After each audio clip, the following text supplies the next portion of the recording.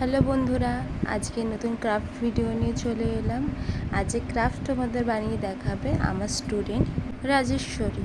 খুব মিষ্টি মেয়ে, তোমাদেরকে ও ধরে ধরে ক্রাফট বানানোটা দেখিয়ে দেবে।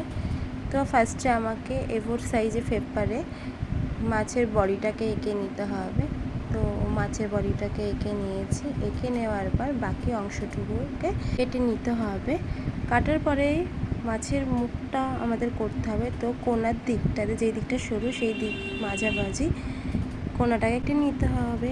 কেটে নেওয়ার পর মাছের আঁশগুলোকে এখানে স্কেচ পেনের সাহায্যে এঁকে নিতে হবে। আমরা এখানে স্কেচ পেনটা ইউজ করেছি, তোমরা চাইলে এখানে কাগজ কেটেও করতে পারো। তো আমার মনে হয়েছিল স্কেচ পেনটা দিয়ে করলে বেশি বেটার হবে, তাই জন্য সেই স্কেচ পেন দিয়ে করে নিয়েছে। তারপরে এখানে মাছের চোখ বানিয়ে নিতে হবে।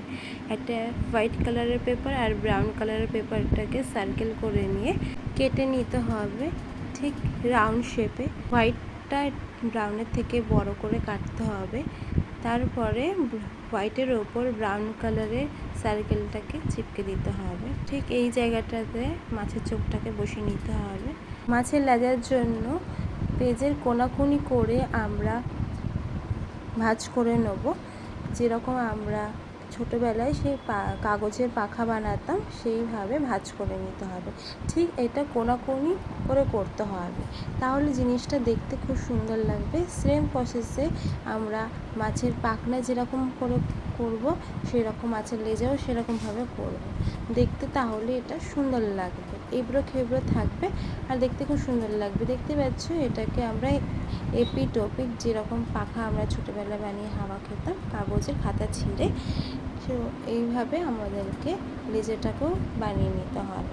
ঠিক বানানোর পর এটাকে আমরা মাঝখানে আঙুল দিয়ে দুদিকে এরকম করে ভাঁজ করে দিতে হবে, তাহলে কী হয়, ভাঁজ করাটা খুব সুবিধা হয়।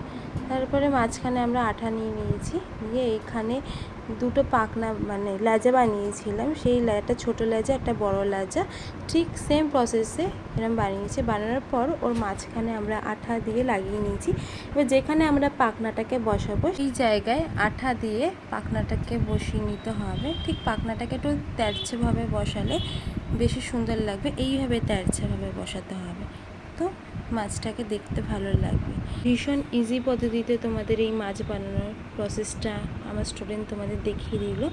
কীরকম বানিয়েছে আমার স্টুডেন্ট মাছটা তোমরা অবশ্যই কমেন্ট করে জানাবে। ভালো লাগলে লাইক করে দিও, শেয়ার করে দিও ভিডিওটা। আর যারা নতুন আছে তারা আমার চ্যানেলটাকে অতি অবশ্যই সাবস্ক্রাইব করে দিও। টাটা।